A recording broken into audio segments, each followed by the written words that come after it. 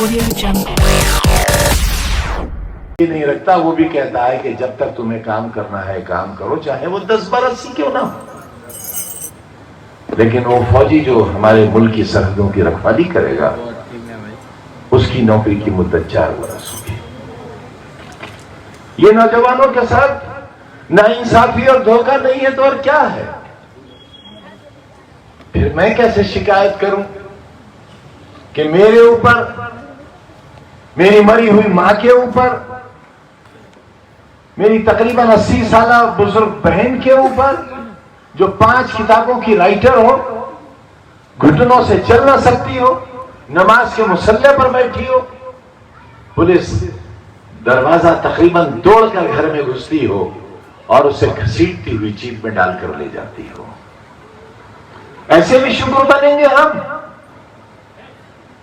ये होगा हमारे देश का और देश चलाने वालों का अखलाक।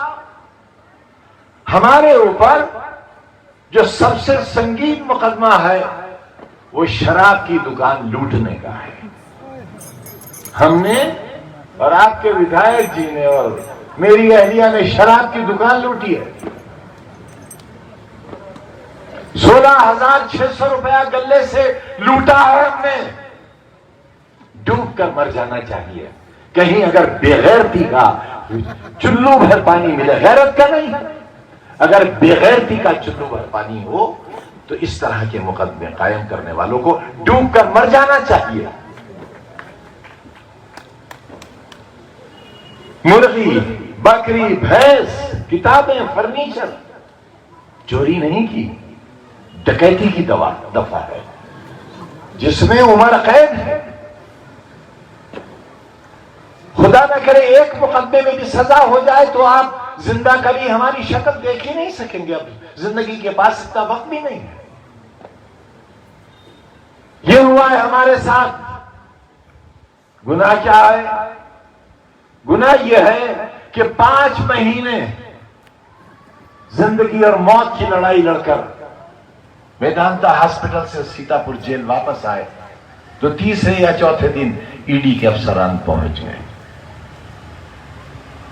मेरे खिलाफ, गली में रहने वाले के खिलाफ।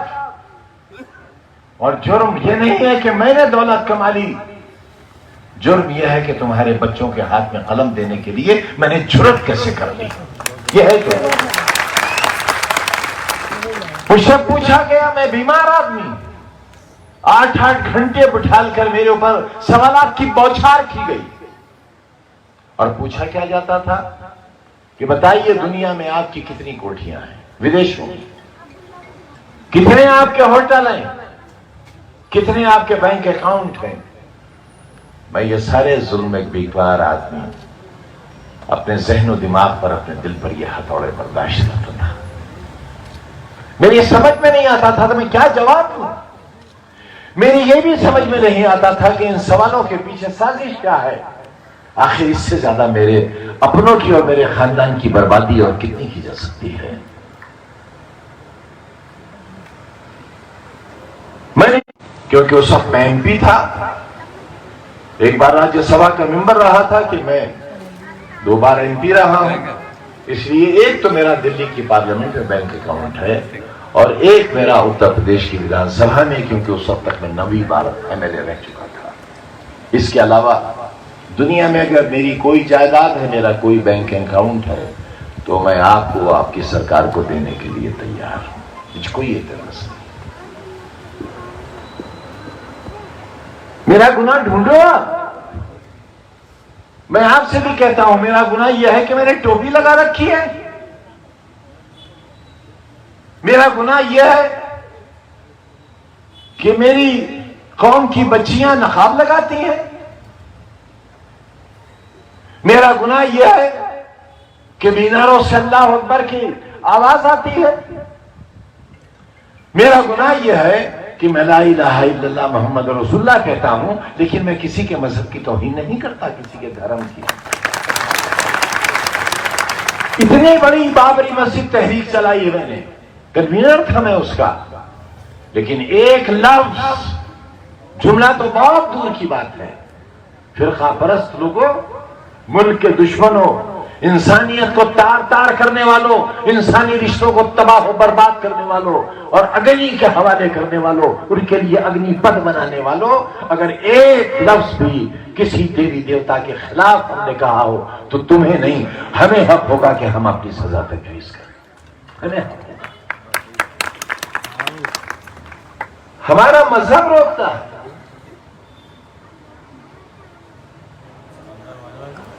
हमारा कुरान हकीम रोकता है, हमारे प्यारे नबी रोकते हैं। और बदनसीबों, नबी करीम सल्लल्लाहु अलैहि वसल्लम के बारे में तुम क्या कहते हो? तुम्हें शर्म नहीं आती? यही तुम्हारे मां बाप ने तुम्हें पैदा किया, ऐसे कपूत पैदा किए, ऐसे विश्वगुरु बनेगा हिंदुस्तान? पैगंबर इस्लाम की तौहीन करके हिंदुस्तान विश्वगुरु बनेगा?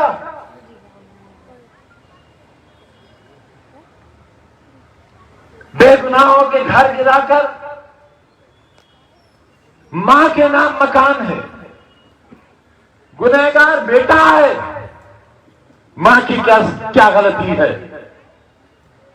कंस भी मां की कोख से पैदा हुआ और कृष्ण भी मां की कोख से पैदा हुए, तो क्या कंस की सजा कृष्ण को दी जाएगी या कृष्ण जी को कंस के यहां पैदा होने की सजा दी जाएगी?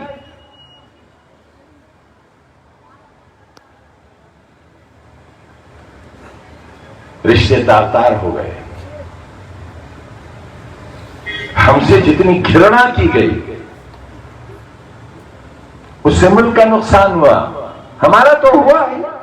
हमने तो आज भी कहा है, तो टीवी का बड़ा चैनल है उससे, कि नंबर 2 के शहरी तो हम है ही, तस्लीम कर लिया हमने अपने आप को। लेकिन अब नंबर 3 का शहरी होने के लिए हमें क्या करना होगा, ये देश के वजीर आजम बता दे, गृह मंत्री बता दे, क्योंकि मैं जो आपके सामने खड़ा हूं ये माफिया नंबर 1 हूं।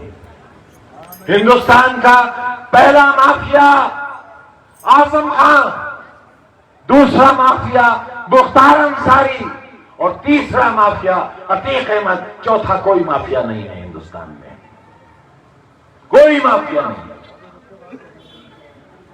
इस तरह नफरत फैलाई है हमारे खिलाफ, इस तरह लोगों को आमादा किया है इस बात के लिए कि हमारा जिस्म नोचा जाए, हमारी शनाख्त नोची जाए, अपने ऊपर हुए जुल्म का जिक्र भी कर दो तो गुनाह हमारा है। जिक्र तो करेंगे भाई, और आपके बीच करेंगे। आपसे कोई हिसाब लेने या देने की हमारी हैसियत नहीं है, हमने तो अगली नस्ल आपके हवाले की है। और कहा है अब्दुल्ला खान ने भी कि अगर आपके मफादात के खिलाफ, आपके वकार के खिलाफ, आपके यकीन और भरोसे के खिलाफ एक बाप बैठकर अपनी औलाद का ये अहद सुन रहा है, एक बाप अपनी औलाद का ये अहद सुन रहा है कि वो दिन उसकी जिंदगी का आखिरी दिन हो, यह कलेजा सिर्फ इसी बाप का हो सकता है और यह हौसला भी सिर्फ इसी औलाद का हो सकता है।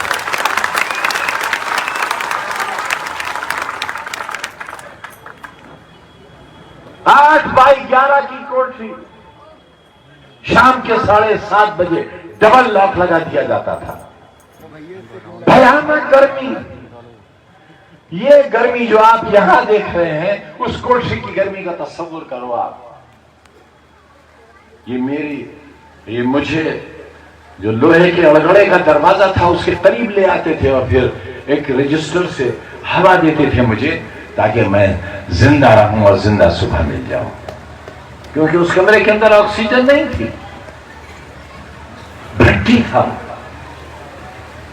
एक रात और एक दिन गुजारना वहां कितना मुश्किल था।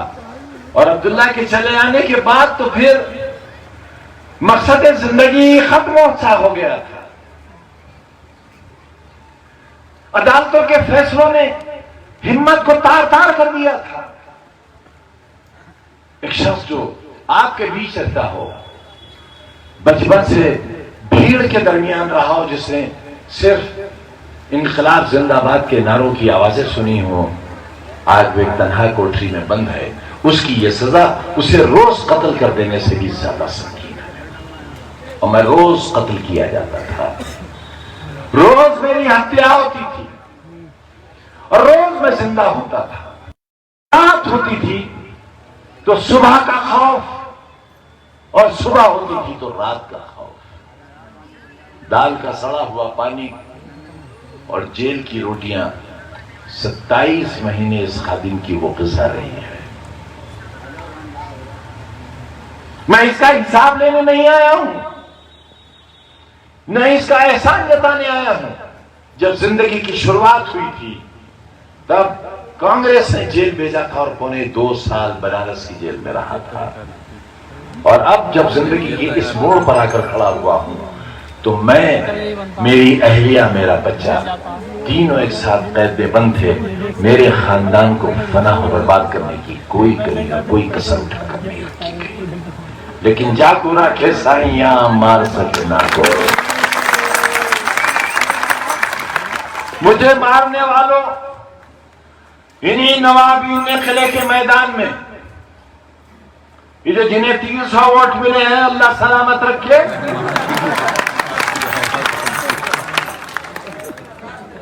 और 3000 भाई माफ करिएगा, वो भी माफ कर दें, वो भी माफ कर दें। अल्लाह सलामत रखे, अल्लाह खैर रखे उनकी, जिए वो।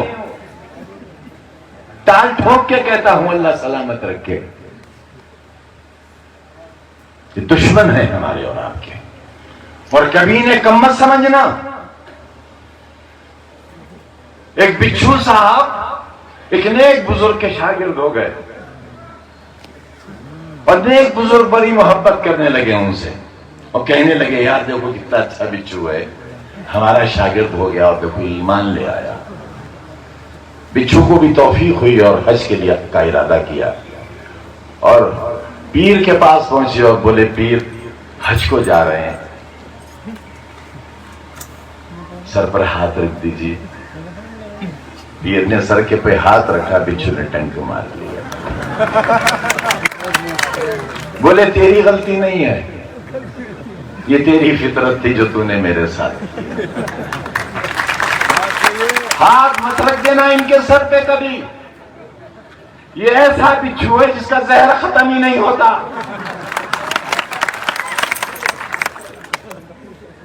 वो मोहतरमा है बड़ी भी, बिल्कुल हिल रही हैं, बैसाखी पर आ गई हैं।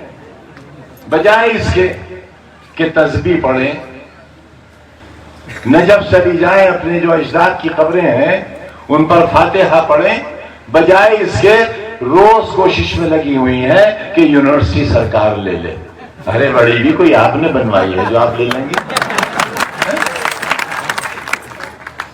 अरे भाई, मुतीउर रहमान को तो आप दिलवा नहीं सकी, आप सरकार को कैसे दिलवा देंगी? इसलिए कभी इनके जहर को कम मत समझना। जब भी मौका मिलेगा, इनके पास वो खंजर, वो तलवार रखी हुई है जिससे हमारा और तुम्हारा सर उतारेंगे ये। आज देखो किसका इलेक्शन लड़ा रहे हैं, भारतीय जनता पार्टी का। बहुत बड़ी जिम्मेदारी है आप पर। ये मामूली चुनाव नहीं है, ये चुनाव इस बात का है कि हमारे एहसास को कितना महसूस किया आपने। आपकी हिस्स, आपकी जिंदगी और आपके दिल और आपके सीने में धड़कते हुए दिल की धड़कनों की गिनती क्या है, आज ये उसका इम्तिहान है। मेरे वकार का इम्तिहान नहीं है, मेरे सब्र का इम्तिहान है, मेरे ऊपर हुए जुल्म का इम्तिहान है। और ये जुल्म मैंने अपने लिए नहीं सहा। वो तो चाहते थे कि मैं बहुत अच्छी जिंदगी गुजारूं। मुझसे कहा भाजपा के नेताओं ने, क्या कर रहे हो आजम भाई, मौज करो, शान से रहो, कोठियां अपने लिए बनाओ, मैं ऐसा नहीं कर सका, नहीं कर सका मैं ऐसा। और मैंने जो रास्ता तय किया वो रास्ता कांटों भरा था, आग के अंगारों का रास्ता था। कभी जमीर फरोशी, मिल्लत फरोशी, ईमान फरोशी गई हो तो तुम्हें पैदा करने वाले की कसम है, उठकर एक शब्द कहो अल्लाह की कसम, फिर कभी रामपुरा मुंह नहीं दिखाएंगे आपको। नहीं लगने दिया दामन पर कोई दाग। जागे तो आपके लिए, सोए तो इंसानियत के लिए, और सहा तो मादरे वतन के लिए। वतन वाले कहते हैं कि यहां तुम क्यों हो? इसलिए है कि हमारे अजदाद की कब्रें, उनके मज़ारात, उनकी खानखाहें इसलिए नहीं गए पाकिस्तान, क्योंकि हमारा वतन था, हमारा वतन है, और मरने के बाद भी जाकर जमीन लेकर हमारा ही वतन रहेगा।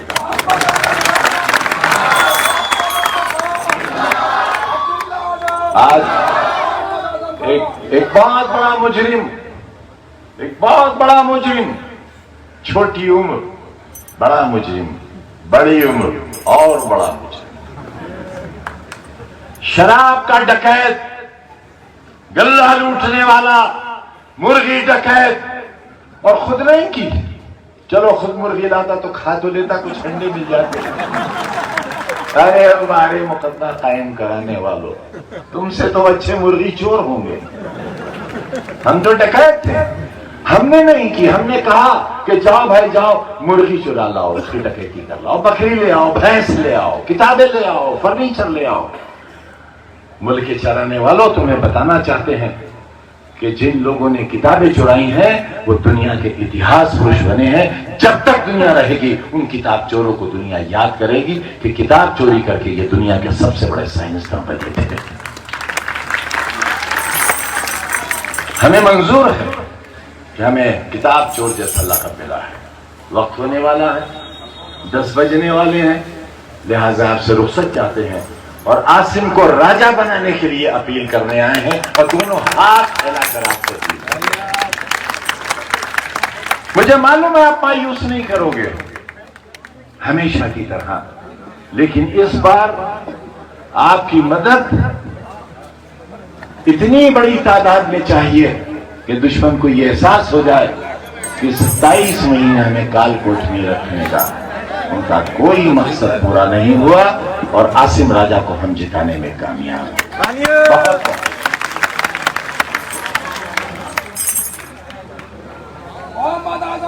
जिंदाबाद जिंदाबाद। Audio Jungle.